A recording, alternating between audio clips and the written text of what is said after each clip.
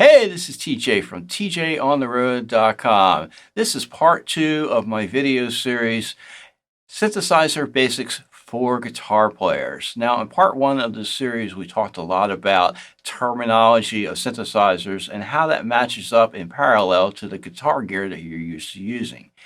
Now, today, we're going to talk a little bit more about the actual signal flow of synthesizers and how that matches up to the signal flow that you usually use in guitars. And we're also going to talk about a lot the different types of synthesizers that are available and how that also matches up to the way guitar players think about their own gear.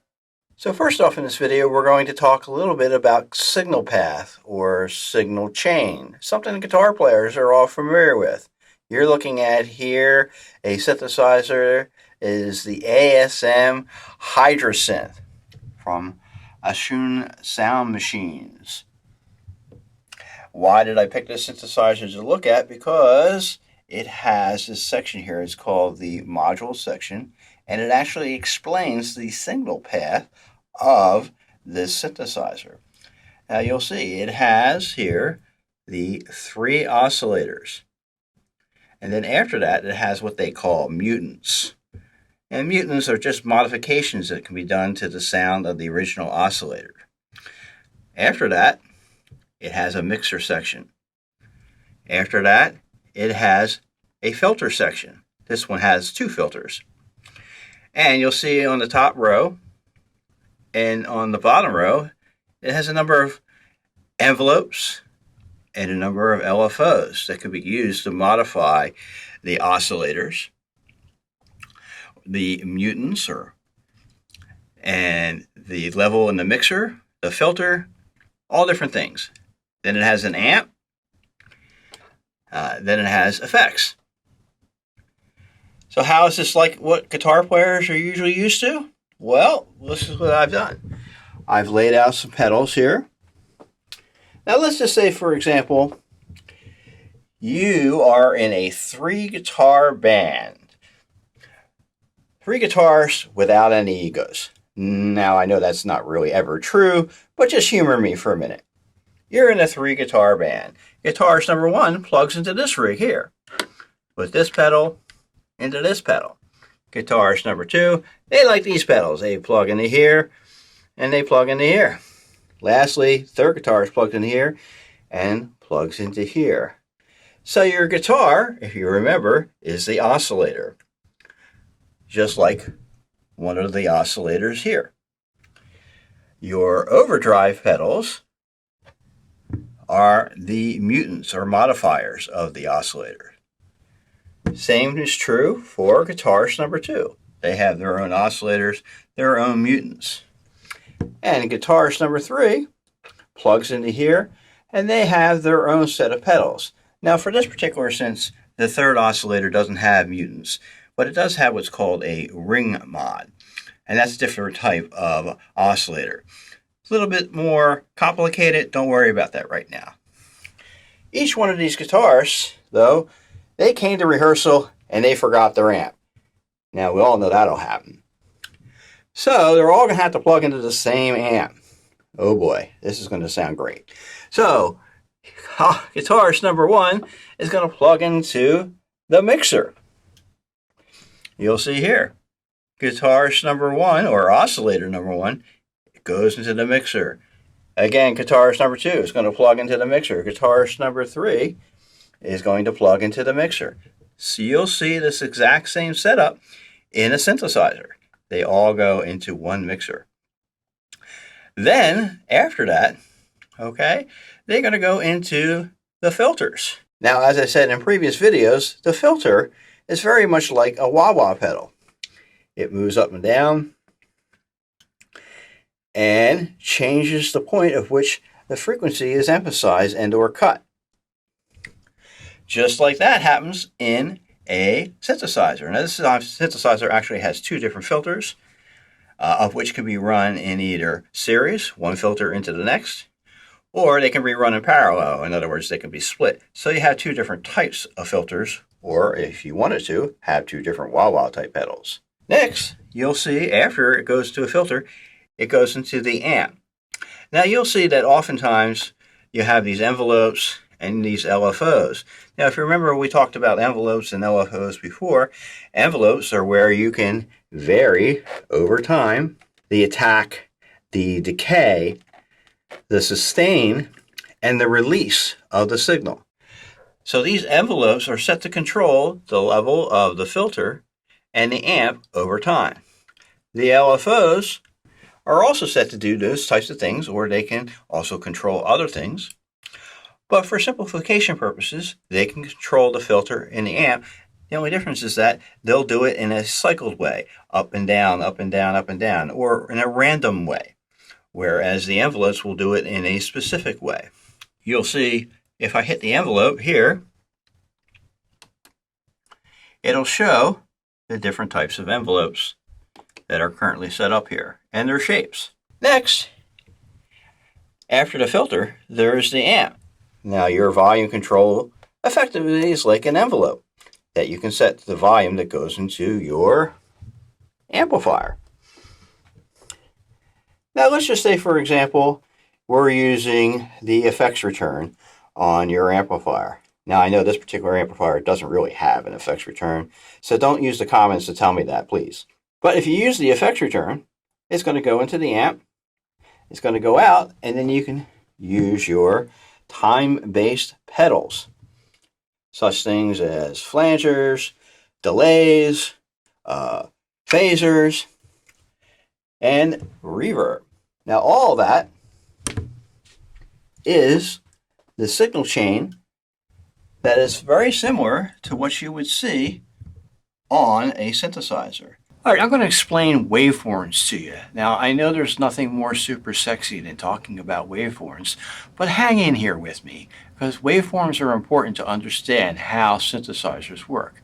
Now, in the first video of this series, I talked a little bit about how your guitar operates very much like a 6-voice synthesizer. Each string, when you pluck it, it creates a waveform, and that is the basic sound that is later manipulated down your signal path to its final result, out the speakers to what you hear. The same is true for synthesizers. Synthesizers use waveforms in their oscillators that are later manipulated down the signal chain. Now, most commonly, those waveforms are what you see here. You have sine waves, square, triangle, sawtooth.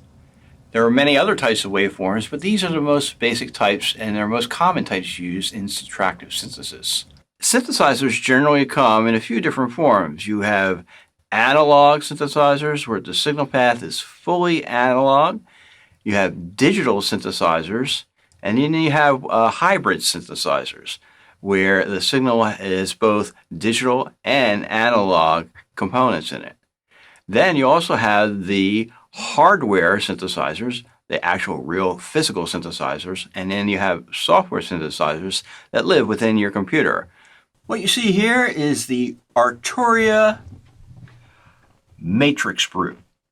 This is a fully 100% analog synthesizer. There are no digital components in the audio path. It comes with 3 different oscillators. It has a mixer section, it has 2 filters, 2 LFOs, it has 3 envelopes, and it has an effects section, and it has a sequencer. Earlier in this video, we looked at the ASM Hydrasynth and its signal path. This synthesizer is 100% fully digital. There are no analog components in its signal path other than the output. Now you're looking at the Poly and Dreadbox Medusa. It is a hybrid synthesizer. It has both analog and digital components. It has 6 oscillators. Now you'll see here there are controls for 3 of them. When it is in this mode, they are controlling the analog portion of the synthesizer. When you hit this button here, now it converts these 3 controls for the digital portion of it. So there is a total of 6 oscillators available on the Medusa. So guitarists are very familiar with the differences between analog and digital. Well, In the analog world, you have your tube amps, the ones we all know and love. In the digital world, you have your modelers, or in this case, the Kemper Profiler. Let's talk a little bit about the differences between hardware synthesizers, that means hardware that is physically here, or software synthesizers that live inside of your computer, often called in the box. Now, the advantages of hardware synthesizers is pretty obvious. You have all the controls right here at hand. You can move them, slide them, change them. It's very hands-on, much like the pedals and the amplifiers that we were talking about earlier. With software synthesizers, it's all inside the computer. The only way that you really can change it is either to buy another controller and actually map it all out to the different knobs and dials that are on here. But mostly, you'll just use this, a mouse. Now, there are other advantages and disadvantages to hardware versus software. One of the big advantages with hardware is that, generally speaking, it'll never become obsolete. It is what it is. It always will be what it is. 10, 20 years from now, it'll still work, hopefully. With software, well, the operating systems of these computers are always updating, so the money that you invest in the software today may not work 5, 10 years from now. However, the advantage of software is oftentimes it is a lot more powerful than what they can put into a hardware synthesizer.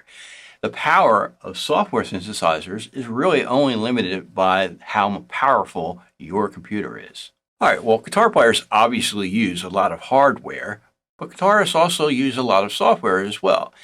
Software like this Line 6 Helix native software that can basically sound just like a Line 6 Helix digital modeler, but it's inside your computer. Now, I never really met a guitar player who's really serious about playing the guitar, who only owns one guitar. In fact, we usually have a pretty big guitar collection. And I'm not going to bore you with my collection, but the point is that the reason why we have so many guitars, other than the fact that they're really cool, is because they all sound a little bit different. They all feel and play different. They all have a little bit of a different approach to playing the guitar, and it gives us a lot of different variety. Synthesizers are very much the same in that they have different approaches to their synthesis that they use inside. Now, the topic of different synthesis or synthesis engines within synthesizers is probably a little bit too deep for this basic review.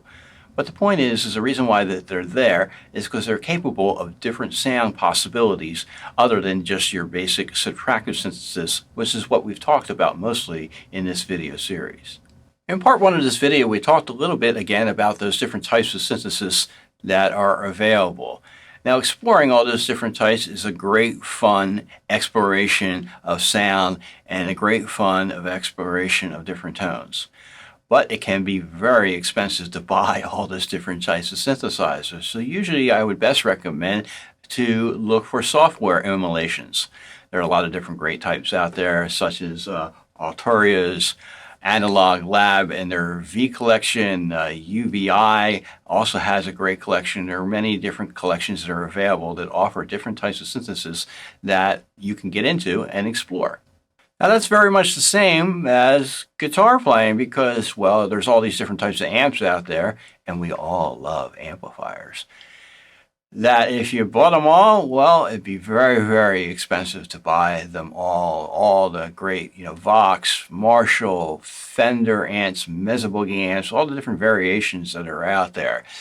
And it would take a lot of space in your place, believe me, I know. The best way to possibly explore different amplifiers is either through modeling.